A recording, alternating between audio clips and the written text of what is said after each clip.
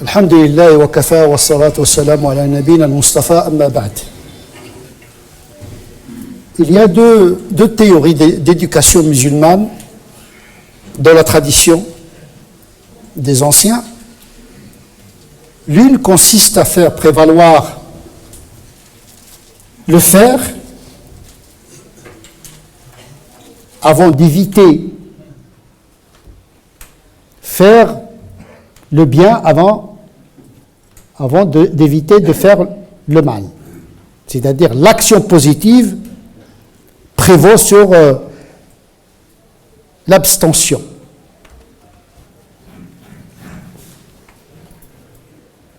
D'autres pensent le contraire. Il faut se débarrasser du mal pour pouvoir accueillir le bien.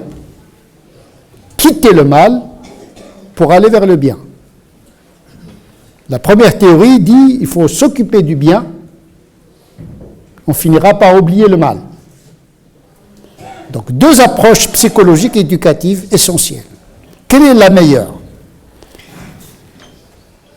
J'ai tendance à faire prévaloir le fait d'occuper l'esprit par le bien au lieu d'avoir le souci de penser le mal pour pouvoir l'éviter. C'est une opération psychologique qui n'est pas favorable à la transcendance et à l'éducation intellectuelle, spirituelle et morale. Et quand on parle de l'action du cœur et l'action du corps. Le plus important dans la vie du musulman, c'est ce qui se passe à l'intérieur.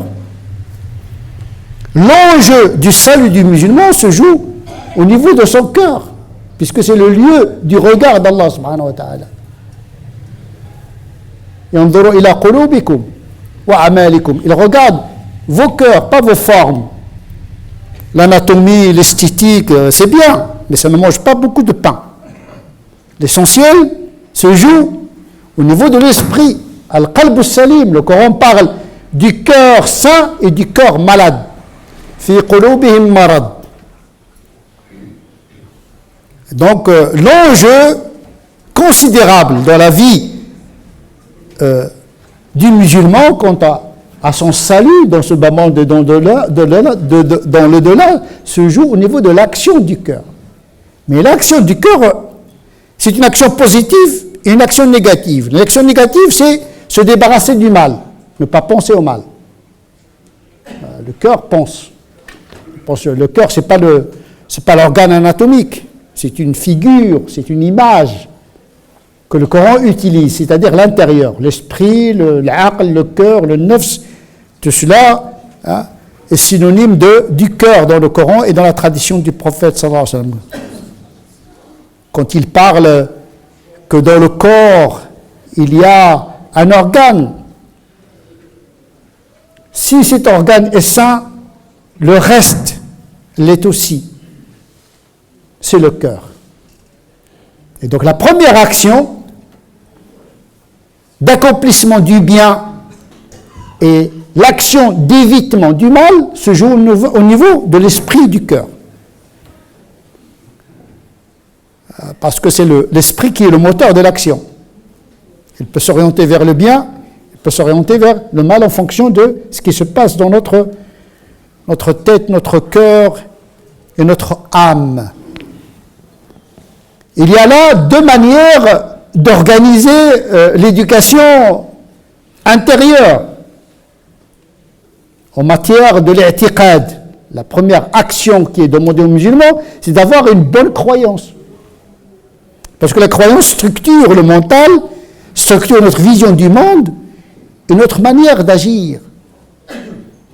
Plus notre croyance est de qualité, plus notre vie spirituelle et morale acquiert de la noblesse. Est-ce qu'il faut commencer par une pensée qui élimine le mal ou une pensée qui cultive le bien? Parce que notre esprit, il est en quête. Ou bien on cherche le mal pour l'éviter, ou bien on cherche le bien pour l'accomplir. Dans quel sens nous orientons notre cœur, notre émotion, notre sensibilité, notre pensée? Eh bien, il faut toujours commencer par penser du bien. Je suis à l'image de ce que pense de moi, mon serviteur, et tu as intérêt, en tant que croyant, d'avoir des idées positives de Dieu. Et de commencer à lui attribuer des attributs positifs. Pas de chercher les attributs négatifs pour pouvoir les éliminer. C'est pour cette raison que dans le Coran a communiqué avec nous à travers ses attributs positifs. Il n'a pas dit Dieu n'est pas sourd, Dieu n'est pas infirme. Non, il a dit Dieu il écoute, Dieu il a le pouvoir. Il n'a pas commencé par la négation des attributs négatifs, mais par l'affirmation des attributs positifs. Bien sûr, dans Kalimat al-Tawhid, c'est-à-dire la formule par laquelle on devient musulman, il commence par une négation. La ilaha illallah. Ça veut dire on se débarrasse des idoles pour pouvoir accueillir Dieu. En réalité, ce n'est qu'une négation en apparence. Parce que la règle, c'est l'affirmation de Dieu.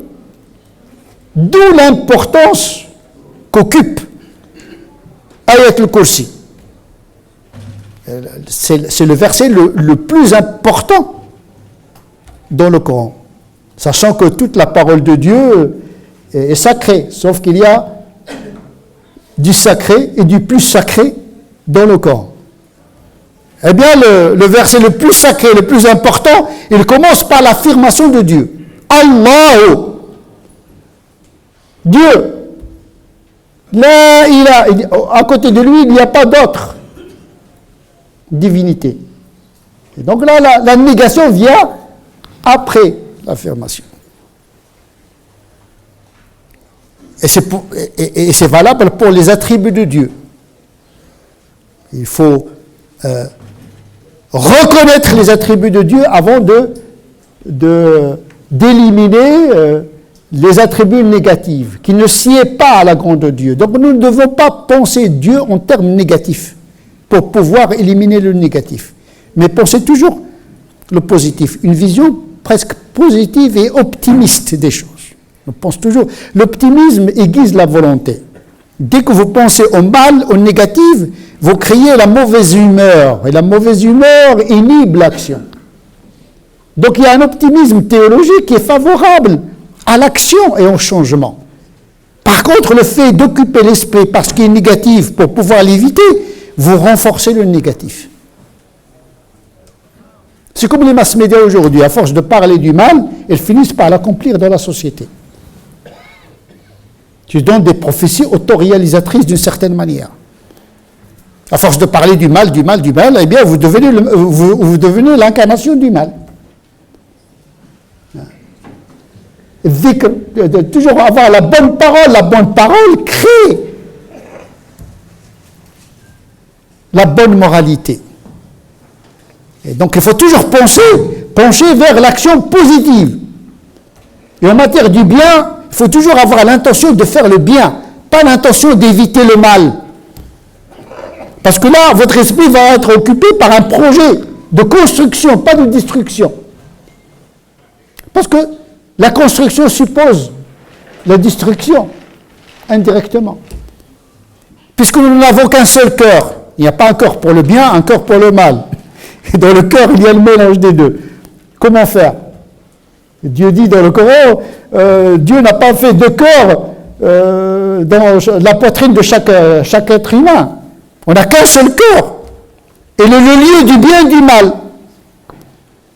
On peut dire même que le cœur est la racine du bien et la racine du mal. Et donc le lieu de l'i'tiqad qui sauve le croyant, il est dans le cœur, mais également le moteur du bien et du mal se trouve également dans le cœur et qui prépare à l'action positive ou négative. Et donc par économie éducative, nous devons nous concentrer sur l'intérieur. C'est plus économique de se replier sur soi-même, de changer le logiciel intérieur. Le reste vient de manière spontanée, mais à condition de penser le bien pour pouvoir l'accomplir au lieu de penser le mal pour pouvoir l'éviter. Parce que tout simplement, lorsque vous remplissez le cœur par le bien, eh bien le mal sort par la petite porte. Au lieu de dire non, avant d'accueillir le bien, il faut que je nettoie le cœur. Ah ben, bon courage, parce que le cœur sera toujours plein de mauvaises choses. C'est comme l'eau, quand il entre, il essuie la souillure. Tu vas nettoyer le mal avec quoi?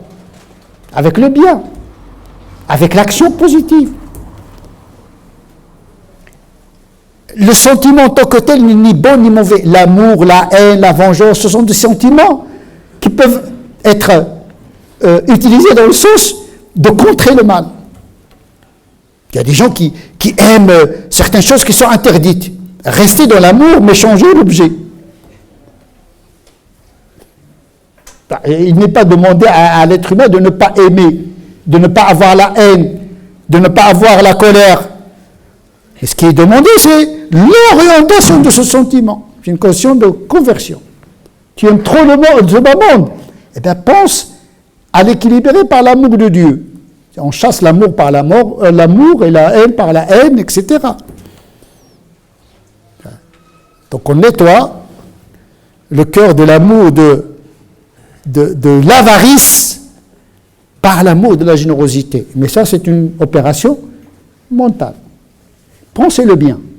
Mais si vous pensez à l'avarice, comment je vais faire, etc. Pensez à la générosité, vous allez oublier l'avarice. Pensez au courage, vous allez oublier la lâcheté. Et donc, il faut occuper le cœur par une bonne intention, niya. Niya, une fois qu'il est cultivé, une fois travaillé, il devient une volonté. Une fois devenu volonté, il devient un mouvement, une action. Une fois devenu une action, il devient une habitude. Donc tout se joue au niveau du cœur. Ça, c'est de l'économie dans l'éducation. Donc il vaut mieux faire le djihad intérieur que de vouloir combattre le ma'siyah dans le corps. C'est trop tard déjà. Donc il faut aller vers la racine. Et donc on fait introduire le bien pour pouvoir faire sortir le mal. Et ne pas attendre ou bien procéder par l'évacuation du mal avant d'introduire le bien.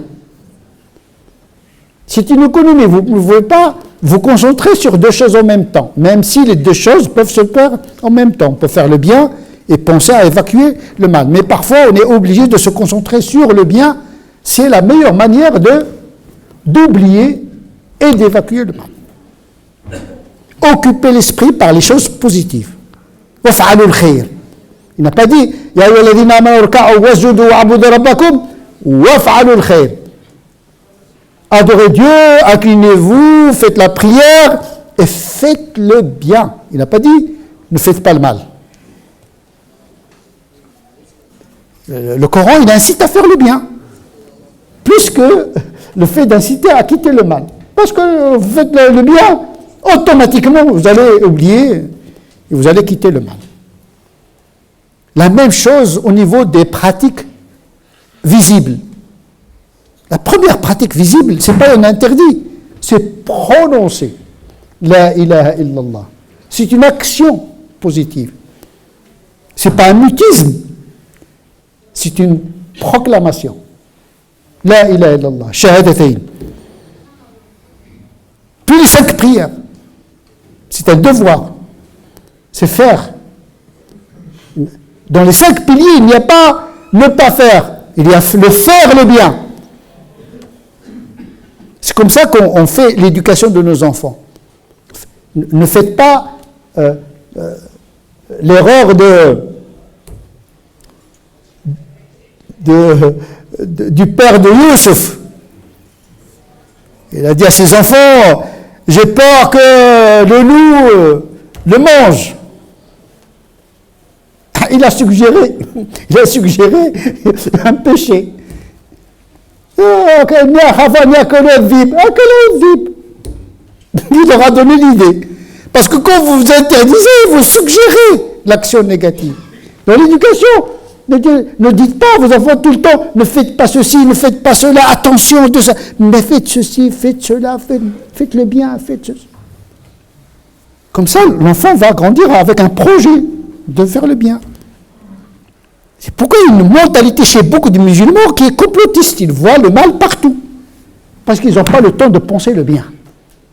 نسأل الله عز وجل أن يجعلنا من الذين يستمعون القول فيتبعون أحسنه أولئك الذين هداهم الله أولئك هم أولو الألباب اللهم اهدنا فيمن هديت وعافنا فيمن عافيت وتولنا فيمن توليت وبارك لنا فيما أعطيت وقنا واصرف عنا شر ما قضيت فإنك تقضي ولا يقضى عليك وأنه لا يذل من وليت ولا يعز من عاديت تباركت ربنا وتعاليت اللهم ربنا آتنا في الدنيا حسنة وفي الآخرة حسنة وقنا عذاب النار اللهم صل على سيدنا محمد وعلى آل سيدنا محمد كما صليت على سيدنا إبراهيم وعلى آل سيدنا إبراهيم وبارك على سيدنا محمد وعلى آل سيدنا محمد كما باركت على سيدنا إبراهيم وعلى آل سيدنا إبراهيم في العالمين إنك حميد مجيد سبحان ربك رب العزة عما يصفون وسلام على المرسلين والحمد لله رب العالمين.